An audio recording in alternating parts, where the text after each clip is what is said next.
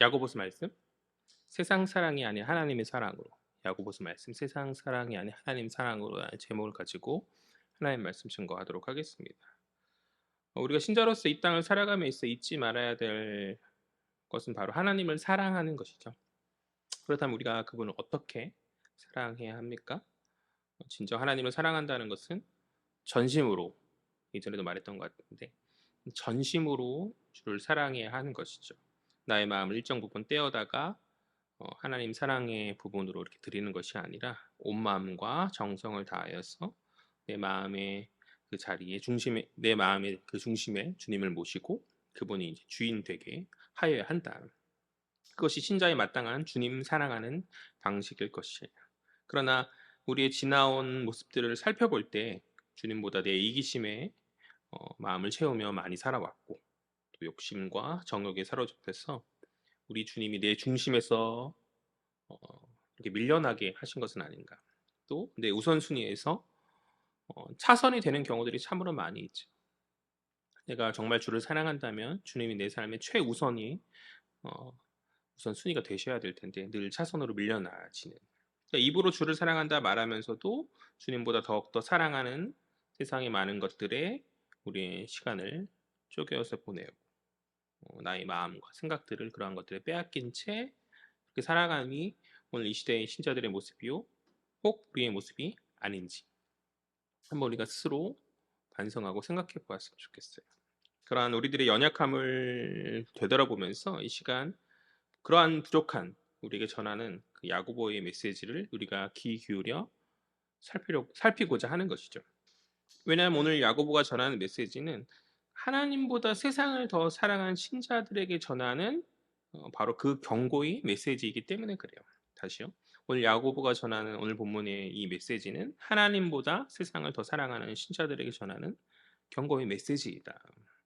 그러니까 야고보의 시대나 우리의 시대나 언제나 신자들이 잘하는 것이 있죠. 그것은 많이 유혹을 받는 거죠. 어떤 유혹이에요? 하나님인가 세상인가에 대한 어떤 그런 선택 가운데서 세상 쪽으로 자꾸 유혹받는, 그래 늘 유혹 당하는 것이 우리 특히 그때 이 시대의 사람들이나 우리 시대의 사람들이나 그 신자들의 특기가 아닌가. 안타깝지만 단순히 하나님인가 세상인가라고 이렇게 큰 명제로 놓고 볼 때 이 선택은 굉장히 간단한 듯 보여요. 주일학교 유치부 아이들을 놓고 하나님을 사랑할 거냐 세상을 사랑할 거냐라고 물어볼 때 아이들 하나님을 사랑할 거예요 이렇게 이야기하고, 이 시간에 우리들도 그렇게 대답하겠죠. 그러나 우리가 인생을 살아감에 있어서 우리가 경험을 통해서 잘 알듯이 하나님을 선택하고 하나님만을 사랑한다는 것은 결코 생각보다 쉽지는 않다라는 것이죠. 왜 그러합니까? 왜 그래요? 하나님을 사랑한다는 것은 포기해야 하기 때문이죠. 세상에 많은 내 사랑하는 많은 것들을 포기해야만 하는 것이기 때문인 거죠. 세상 사랑은 어, 아니다. 세상 사랑하면서 하나님 사랑할 수 있다라고 말하는 것 같아요. 그게 아닌데도 불구하고 그러니 그쪽에 더 귀를 기울이게 되어지는 것 같아요. 그러나 하나님 사랑하는 것, 세상을 사랑하는 것을 포기하는 것이다라고 말하는 것이기 때문에 이게 굉장히 어렵죠. 하나님과 세상은 같이 갈 수 없는 것인데 자꾸 같이 가면 안 되는가라는 그런 생각이 자꾸 들고, 어, 진정한 사랑은 두 마음으로 쪼개질 수 없잖아요. 아내가 남편을 사랑함에 있어서 남편을 사랑하는데 마음의 한 일정 부분은 다른 남자를 사랑하면 그것은 사랑이 아닌 것이죠. 반대로 마찬가지고 남편이 아내를 사랑함에 있어서 농담삼아 남자들은 방이 많이 있다라는 그런 얘기를 하잖아요. 그러나 그것은 진정한 사랑이 아닌 것이죠. 마찬가지로 하나님을 사랑함에 있어 우리의 마음이 쪼개져서는 안 된다. 우리는 전심이어야 된다. 그러니까 우리는 우리의 세상 사랑을 멈추고 전심으로 주님을 사랑하는 그 마음으로 나아가야 하는 줄 믿습니다. 그것이 오늘 야고보의 사실 메시지거든요.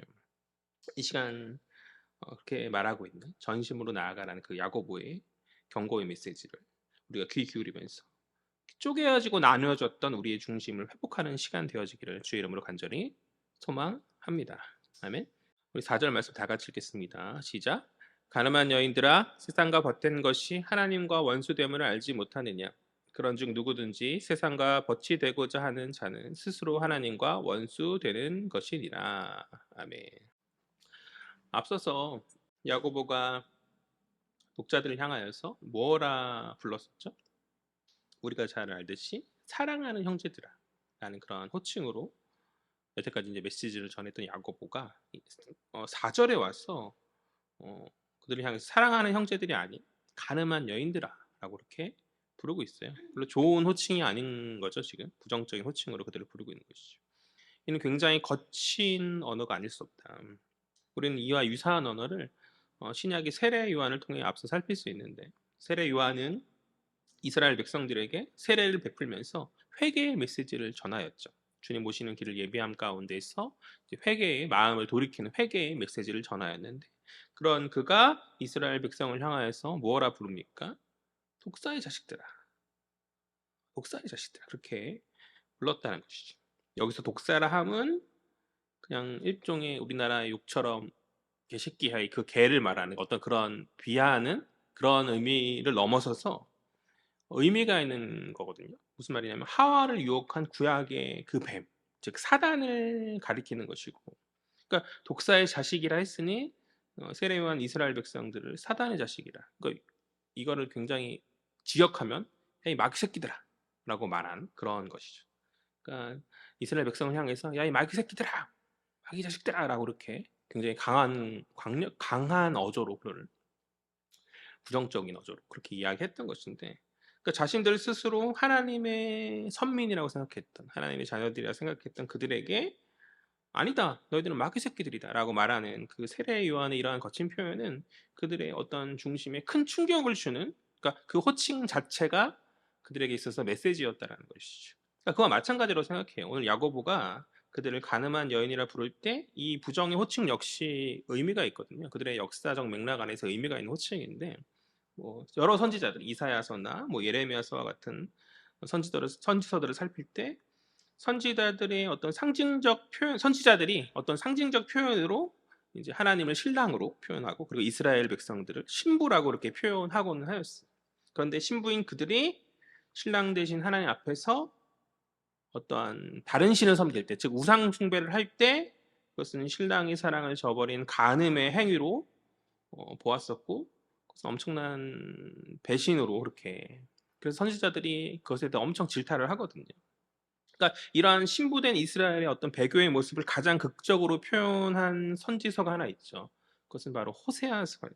우리가 잘 알듯이 이제 호세아서가 바로 그런 것인데, 호세아서를 보면 수차례 다른 남자와 간음한 불의한 아내 고멜이거든요. 고멜이라고 하는 호세아 선지자의 이제 아내인데, 수차례 다른 남자와 간음하면서 그렇게 나아가 불의한 일들을 행했던 그 아내가, 아내 고멜이 그 고멜을 신랑인 호세아 선지자가 용서하고 용납하여 주는 것이죠. 그렇게 용서하고 용납하여 준 가운데 그 안에 메시지가 있는데, 그러니까 이스라엘과 하나님의 관계가 바로 호세아와 불의한 아내 고멜과 같다.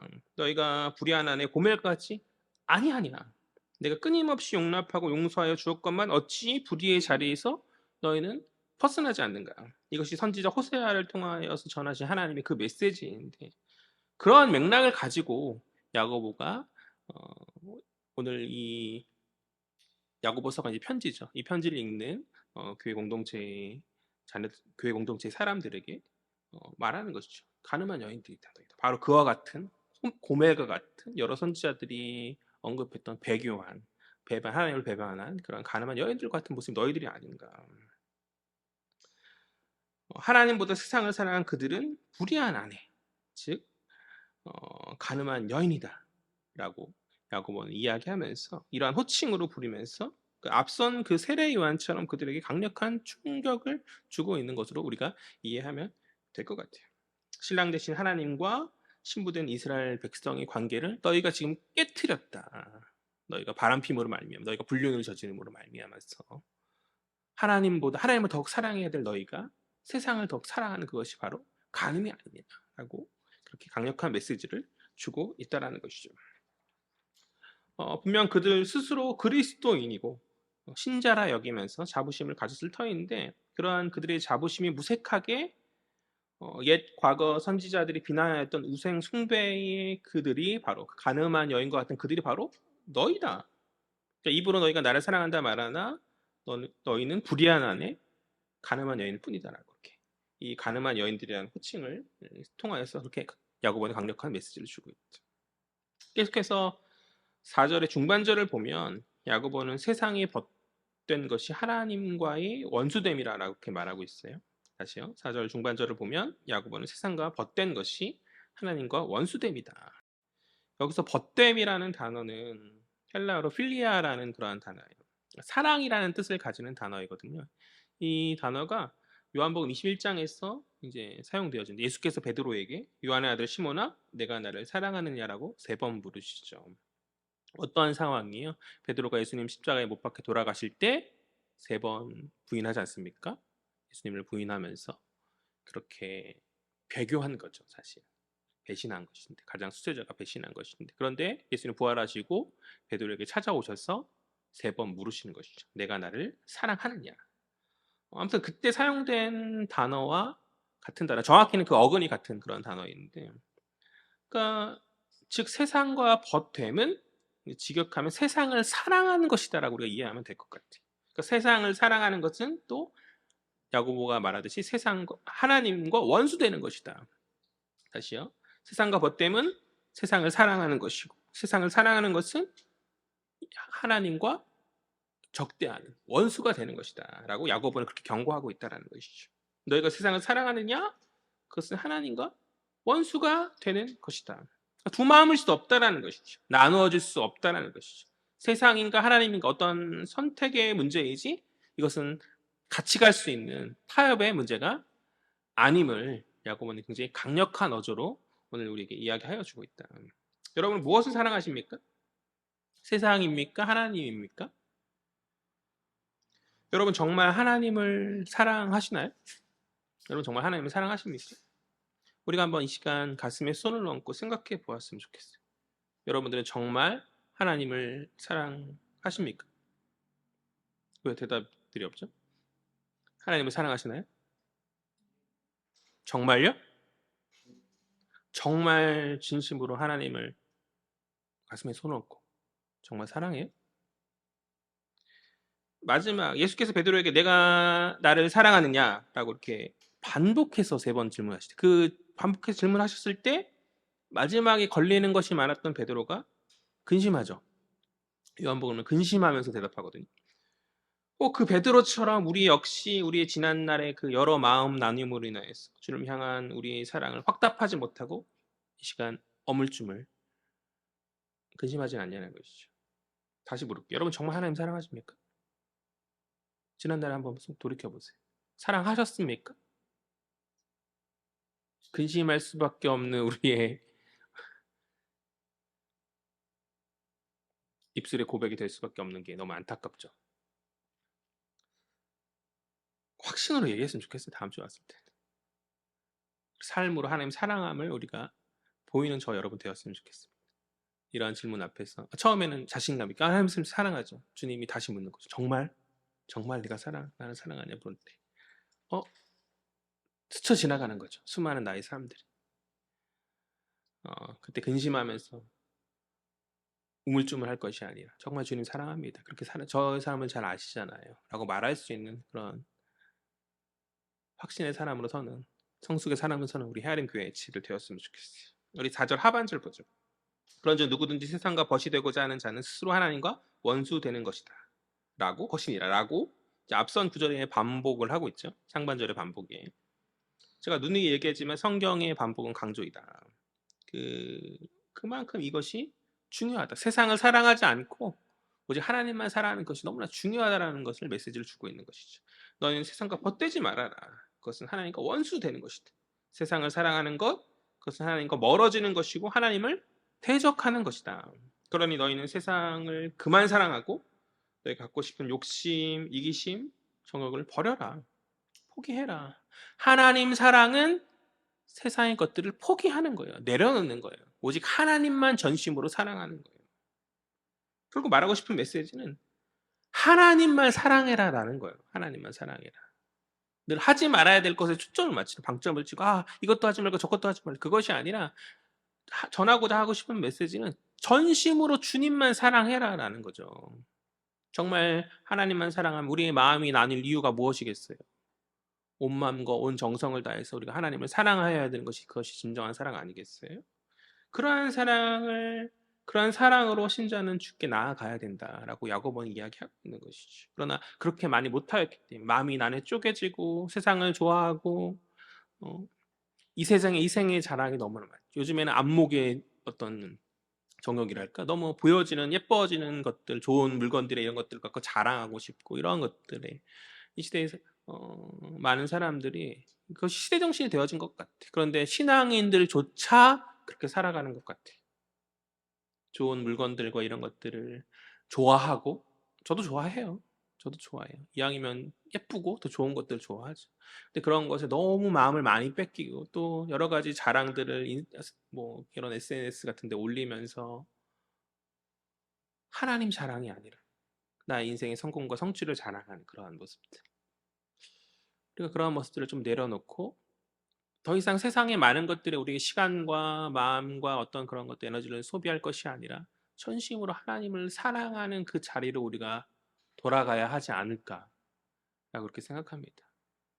적당히 예수 믿는 신자들은 많은 시대가 되었으나 전심으로 나의 모든 것을 다 내려놓고 주님만 사랑하고 주님을 향해서 모든 걸 쏟아놓는 참 신자가 희미한 시대가 오늘날 시대 아닌가. 오늘날 성도들의 모습이 아닌가라는 생각을 하게 되어진 것 같아요. 여러분 정말 전심으로 주님을 사랑하십니까? 여러분 정말 주님을 사랑하십니까? 근심하지 말라고요. 정말 주님으로 아니 여태까지 못했던 거 아는데 오늘 이 순간 결단하자고. 정말 주님을 사랑하기로. 정말 주님을 사랑하십니까? 아멘. 전심으로 살아가자고 우리가. 마음 나누지 말고 정말 한 마음으로 일치된 마음으로 나의 모든 것들을 주를 향해서 내어놓을 수 있는 저와 여러분 되었으면 좋겠어요. 적당히 예배드리고 적당히 뭐 11조나 뭐 헌금 생활을 하면서 물질을 주님께 드리고 그런 것이 아니라 정말 모든 것을 주님께 내어놓으면서 주의 나라와 주의 영광을 위해서 사용되어질 주님의 일꾼이 많이 넘쳐나는 우리 교회 됐으면 좋겠어요. 모든 사람이 참 그러면 좋은데 그럴 수 없다는 거 저 알거든요. 어, 그러나 우리 교회는 그런 사람들이 많이 넘쳐났으면 좋겠어요. 정말 주를 위해서 나의 것들 다 내려놓고 포기할 수 있는 주님이 이미 앞서 그런 본을 보이셨잖아요. 자기의 몸을 찢는 것을 주저하지 않으시고 우리를 구원하시고 우리에게 은혜 주셨는데 우리는 어찌 주의 그 사랑의 어떤 그런 주님의 그 사랑 앞에 우리의 반응은 어찌 그 몸을 찢는 것이 아니라 우리의 마음을 쪼개어서 요만큼은 주님 것이지만 요만큼은 내가 갖고 싶은 어떤 것들, 요만큼 아파트 사는 거, 요만큼은 자식에게 자랑, 요만큼은 뭐 여러 마음들로 쪼개어진 마음들로 우리가 나아가고 있는가. 그것에 대해서 우리가 생각하면서 이 시간 돌이켰으면 좋겠어요. 한 마음으로 하나다. 정말 전심이죠, 전심. 오늘 설교에 다 잊어버려도 이 두 글자 전심, 전심으로 주를 사랑하라. 아멘. 전심으로 주를 사랑하라. 그것이 신자의 마땅한 주님의 사랑에 대한 마땅한 신자의 사랑의 반응이다. 신랑 되신 하나님께서 우리를 전심으로 사랑하여 주시는데 신부된 우리가 전심으로 그 마땅한 사랑의 반응으로 나아가야함이 마땅하지 아니하겠는가. 그리고 5절 말씀 다 같이 읽겠습니다. 시작. 너희는 하나님이 우리 속에 거하게 하신 성령이 시기하기까지 사모한다 하신 말씀을 헛된 줄로 생각하느냐. 아멘. 이어지는 5절은 이제 야고보서에서 가장 난해한 구절 중 하나죠. 헬라어로 쓰여진 이 구절이 무언가 이제 깔끔하고 명료하게 정리가 되지 않기 때문에 난해주거든요. 그래서 이제 영어로 번역된 성경, 우리나라 이제 개역 개정과 개역 한글 옛날에 쓰던 거, 사실 실제로 우리 개역 개정만 쓰고 있죠. 뭐 그 외에도 뭐 천주교에 쓰는 것도 있고 뭐 여러 가지 있긴 하지, 쉬운 성경, 뭐 현대 성경 있긴 하지만 실제 교회에서 거의 쓰는 거는 개역 개정이잖아요. 그런데 미국 같은 경우는 여러 가지 영어 성경의 번역들이 굉장히 다양하게 많이 있거든요. 그래서 이 구절을 영어 성경으로 볼 때 굉장히 다양한 번역으로 이것이 쓰여져 있어요. 제가 주석을 살펴보니까 적어도 한 6가지, 최소 6가지 종류의 다른 해석들을 주석에서 제시를 하고 있더라고요. 그러나 이것을 다 살펴볼 수는 없고 크게 이제 두 가지로 우리가 정리해서 살필 수 있을 것 같은데, 하나는 이제 한글 성경, 오늘 개역개정 성경 그대로 하나님께서 성령이 시기까지 우리를 사랑하신다라는 의미의 그런 번역 해석인 거죠. 그러니까 시기라는 단어가 신약 성경에서 유일하게 여기에서만 긍정으로 쓰여졌어요. 그러니까 시기라는 단어가 좀 부정적인 그런 단어잖아요. 그리고 하나님과는 어울리는 단어가 아닌 것이죠. 그렇기 때문에 조금 그래서 이제 그 부분 때문에 여러 해석들이 또 갈려지는 것 같아요. 그러나 어쨌든 간에 출애굽기 20장을 보면 또 그 다른 구약의 어떤 부분들을 보면 하나님께서는 질투하시는 하나님이다라고 이야기하고 있지 않습니까? 그러니까 그런 측면에서 볼 때 이 표현이 조금은 독특하긴 하지만 이 시기라는 단어를 자기 백성을 향한 어떤 하나님의 열망으로 그렇게 해석하고, 그러니까 그렇게 연관해서 사용하지 못할 것도 없다라고 생각해요. 일부러 야고보가 굉장히 강한 어조 가운데 지금 말한 가운데 더 임팩트를 주기 위해서 시기하신 하나님이다라고 말할 수도 있다라고 생각합니다. 즉 시기하니까 시리가 되었던 거예요. 즉 하나님 우리를 성령이 하시기까지 말하고자 하는 거니 깊이 사랑하신다. 깊이 사랑하신다. 한글 성경의 그런 해석으로 우리가 살필 때 그렇게 이해하면 될 것 같아요. 또 다른 하나는 이제 한글 성경에서 성령으로 번역된 그 성령은 하나님의 영이잖아요. 그런데 그 하나님의 그 성령이라는 단어, 하나님의 영이 아니라 하나님께서 우리를 창조하셨을 때 주셨던 그 창조의 영으로 본 그런 해석이거든요. 그러니까 푸뉴마라는 단어예요. 이 푸뉴마라는 단어가 영 혹은 이제 성령 이렇게 번역될 수도 있기 때문에, 근데 보통 이제 푸뉴마 나오면 다 성령으로 그냥 다 바꿔버리는 그런 경향들이 있거든요. 그런데 영어로 해석해야지만 좀 더 매끄러운 경우들이 있는데, 오늘 본문 같은 구절은 그것이 명확하진 않은 거죠. 그 성령이냐 영이냐 할 때 어떤 학자들은 이제 영이라고 해석을 하고 어떤 학자들은 성령이라고 해석함 가운데서, 그래서 이제 그렇게 되면 이제 번역이 다르게 나오는 그런 상황이기 때문에 나름의 차이, 그 해석의 차이 때문에 번역의 차이가 발생되는 것인데, 아무튼 그래서 이것을 이제 영으로, 창조의 영으로 생각해서 번역할 때 하나님이 우리에게 우리 안에 살게 하신 영이 시기하는 경향이 있다. 그러니까 하나님 우리 안에 창조 때 불어넣으셨던 그 영이 시기하는 어떠한 경향이 있다. 그러니까 타락 이후에 영이 이제 악한 마음 가운데서 이제 시기하는 그런 경향성을 가진다라고 그렇게 말하는 걸로 이해하면 될 것 같아요. 그러니까 인간의 성향이 시기한다. 그렇게 이해하면 될 거예요. 인간의 중심에 있던 어떤 그러니까 인간 중심의 그 성향이 시기를 한다. 그래서 그러한 악한 인간의 성향을 야고보가 오늘 지적하는 것으로 인간이 그렇게 시기하는 존재다라고 이렇게 말하는 것을 이 구절을 이해하기도 하는 것이죠. 그러니까 두 가지 해석으로 나눴는데 완전히 다른 해석인 거죠. 이럴 경우 어떻게 해야 돼요? 신학자들은 자신의 어떤 나름의 논리와 이런 것을 가지고 취사 선택을 하는 것이고, 우리는 어떻게 해요? 이제 주님 오시는 그날 천국 가서 물어봐야 되는 것이죠. 이게 어떤 의미였어요? 라고 물어봐야겠지만, 그러나 어쨌든 저는 문맥을 통해서 볼 때 저는 전자 해석이 맞는 표현인 것 같아요. 한글 성경도 이제 그런 전자를 선택한 거죠. 그 한글 성경의 어떤 해석 가운데서 전자를 선택한 것이죠. 그러니까 결국 말하고 싶은 것은 뭐냐면, 전자라고 생각을 하고 말하고 싶은 것은 하나님이 우리를 그토록 사랑하신다가 저는 핵심이라고 생각해요. 하나님이 우리를 그토록 사랑하신다. 그래서 너희가 그러한 깊은 사랑 앞에서 어찌 세상을 사랑함으로 하나님과 원수되는 길을 택할 수 있는가? 라고 야고보가 우리에게 묻고 있다. 하나님 너희를 그렇게 깊이 사랑하신다라고 성경에 기록되어져 있는데 어찌 그러한 사랑의 말씀들을 너희는 헛된 것으로 만드는가? 야고보는 그렇게 묻고 있는 것이죠. 성령이 시기하시기까지 사랑하시다. 질투하신 하나님이다라고 말하는 그런 하나님의 엄청난 사랑이 성경 곳곳에 있는데, 그런 사랑의 말씀들을 다 헛된 것으로 너희가 가늠한 여인들처럼 하나님이 아닌 세상의 것들을 사랑함으로 말미암아서 그 하나님의 사랑을 무가치한 것으로 만드느냐라고 야고보는 우리에게 경고하고 있는 것이죠. 주님의 깊은 사랑의 말씀을 헛됨으로 만드는 것은 바로 신자의 그릇된 행함, 즉 세상 사랑이다. 이제는 그러한 세상 사랑을 너희가 내려놓고 주님과 원수된 자리에서 순결한 신부의 자리로 돌아와야 한다. 야고보는 그렇게 계속해서 우리에게 권면해 주고 있는 것이죠. 세상 사랑 그만하고 하나님 사랑으로 돌아와라. 세상 물질 사랑하는 거 그만하고 하나님 사랑하는 것으로 돌아와라. 세상 명예, 높임에 더 이상 연연하지 말고 하나님 사랑으로 돌아와라. 그런 말씀, 그런 권면 앞에서 우리는 무엇라 대답할 것인가? 하나님 사랑한다 하겠죠. 언제 우리가 하나님 사랑한다고 대답 안 했습니까? 하나님 사랑한다 하겠죠. 그러나 이제 그러한 사랑이 진실된 고백인지, 진실된 믿음의 고백인지가 드러나는 것이 이제 그 순간이겠죠. 세상에 나가서 막상 정작 하나님 사랑보다 세상을 더 사랑하면 오늘 하나님 사랑한다고 말했던 그 말은 그냥 입 바른 말. 하나님 사랑하시나요? 그럼 사랑에 마땅한 행함으로 나아가는 저와 여러분 되었으면 좋겠어요. 정말 사랑하시나요?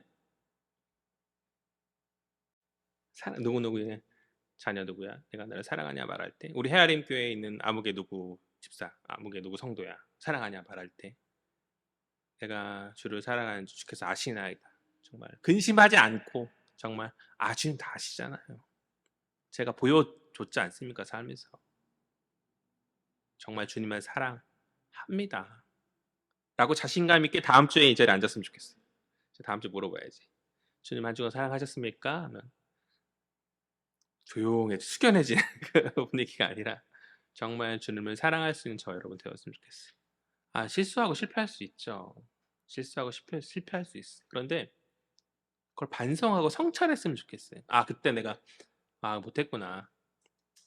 그때 내가 살짝 욕심 부렸네.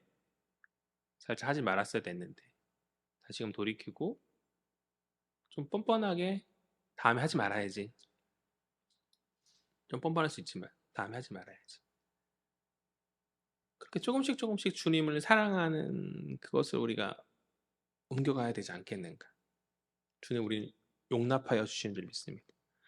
마음 쪼개지고 다른 일을 탐한 다른 것들 세상을 좋아함으로 다른 것을 하나님이 아닌 다른 것을 탐한 어떤 가늠한 여인과 같은 그런 자들이나 주님 우리를 용납하여 주시니 조금 시간이 걸리지만 조금씩이라도 주님 앞에 나아가야 하지 않겠어요? 내가 많이 마음 쏟고 사랑하는 그것을 주님께 좀 내려놓을 수 있어야 하죠. 보통 어르신들은 자녀가 그건 것 같아요. 자녀가 뭐 좋은 대학에 가고 좋은 직장에 가는 그것이 인생의 최고의 어떤 내가 내려놓아야 할 것이 바로 그런 걸 수도 있죠. 또 스스로 어떤 좋은 차를 타고 좋은 집을 살아가고 여러 가지 그런 것들 가운데 어떤 만족을 향해 달려나가는 주님이면 충분한 거 아니에요? 신자의 참된 고백은 주님이면 충분한 건 아닙니까? 예수 그리스도가 우리 가운데 계신데 주님의 깊은 사랑이 우리 가운데 있는데 다른 그 무엇이 무슨 의미가 있겠어요? 다른 무엇이 다 배설물처럼 여겼던 사도의 고백처럼 사도 바울의 고백처럼 우리 역시 그렇게 오직 주님만으로 충분합니다. 내가 주님만 사랑하고 세상이 아닌 주님만 날아가겠습니다라고 고백할 수 있는 믿음의 성도들이 많이 세워져야 하는 줄 믿습니다. 우리 삶이 그렇게 되어져야 하는 줄 믿어요. 교회가 힘을 잃는 것은 세상과 똑같기 때문이에요.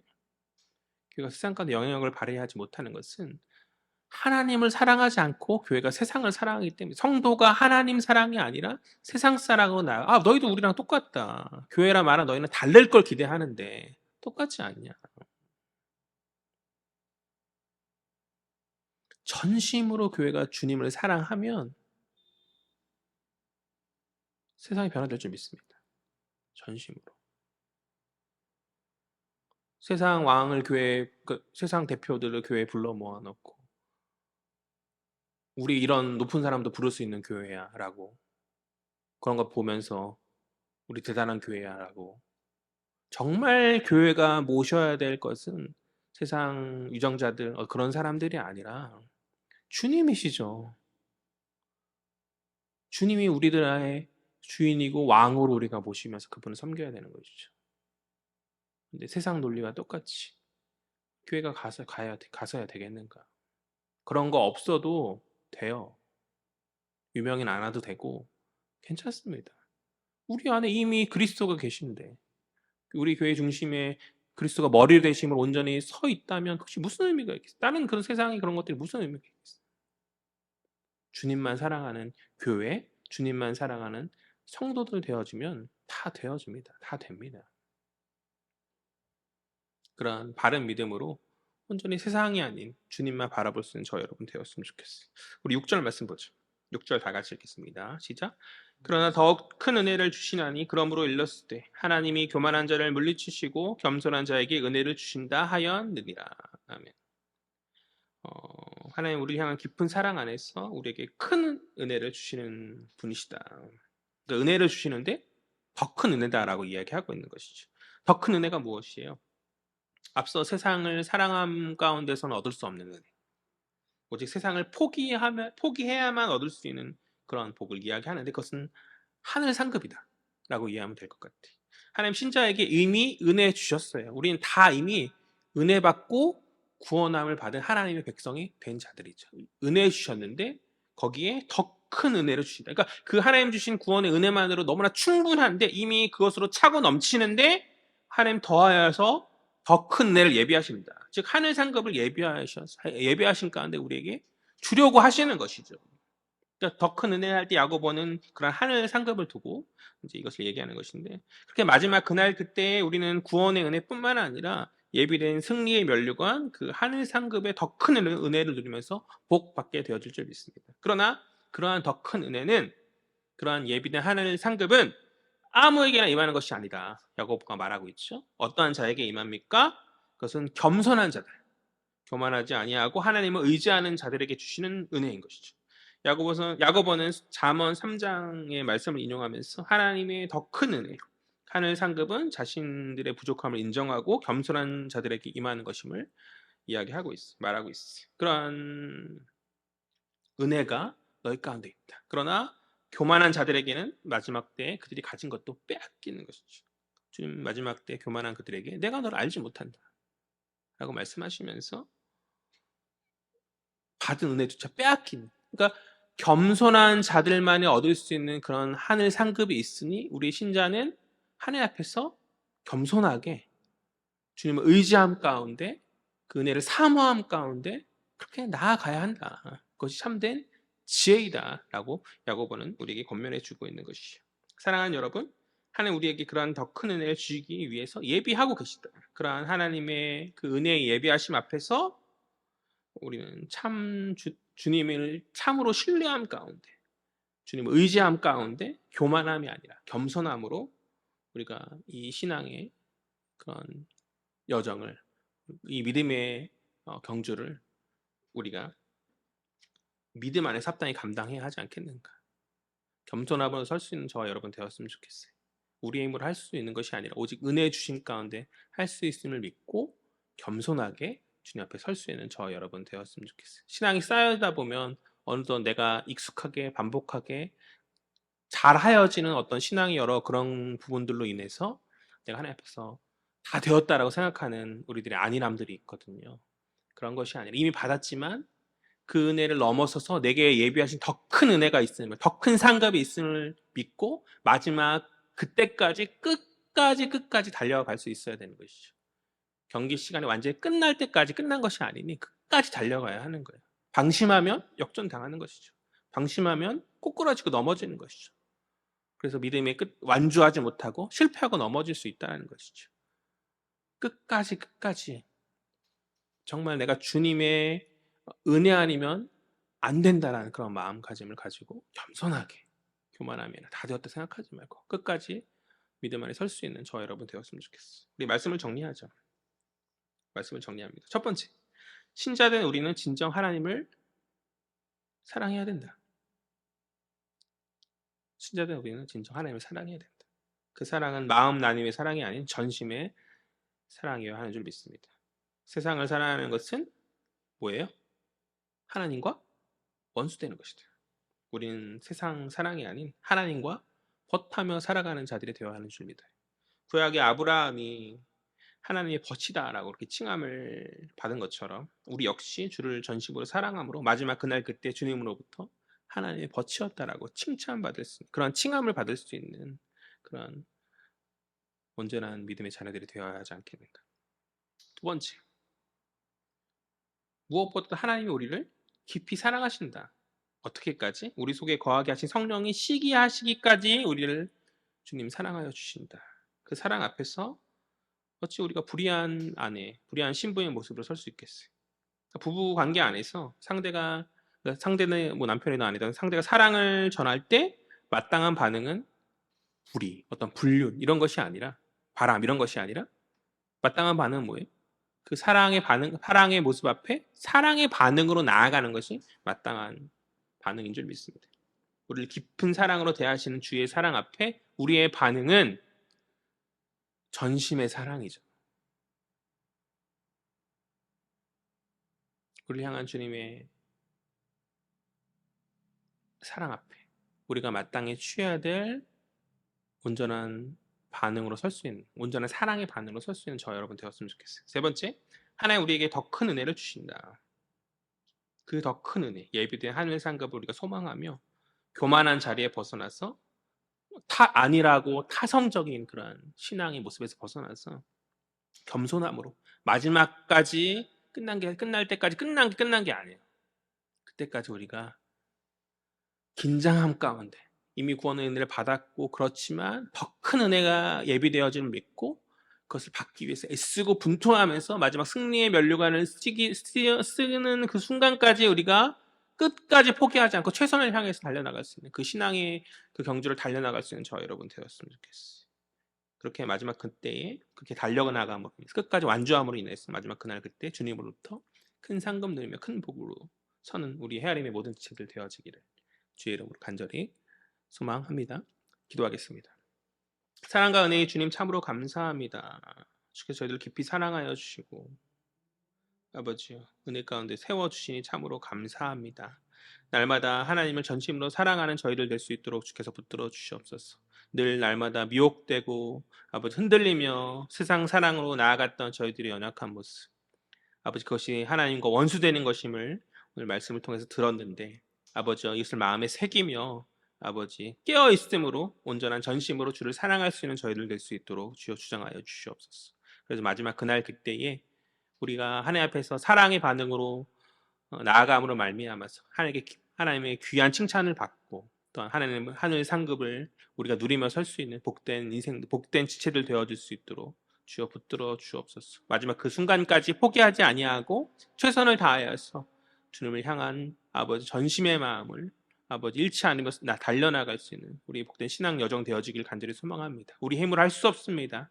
주님 의지하오니 주께서 은혜 내려 주시옵시고 충만케 하여 주시옵소서. 마지막 때까지 아버지 그 믿음의 여정들을 신앙의 여정을 온전히 완주하며 설 수 있는 저희들 될 수 있도록 주님 붙들어 주옵소서. 하나님 교회 한 사람 한 사람 지체들을 주께서 기억하여 주시옵시고 어디 있든지 간에 아버지여 온전한 전심의 사람들 주를 사랑하는 자녀들로 세상 가운데 본이 되어지는 믿음의 아버지 사람들로 세워지는 하나님의 벗이다라는 그런 칭함밖에 부족함 없는 자녀들 될 수 있도록 주님 주장하여 주옵소서. 감사드리며 이 모든 말씀 살아계신 예수 그리스도의 이름으로 기도합니다. 아멘.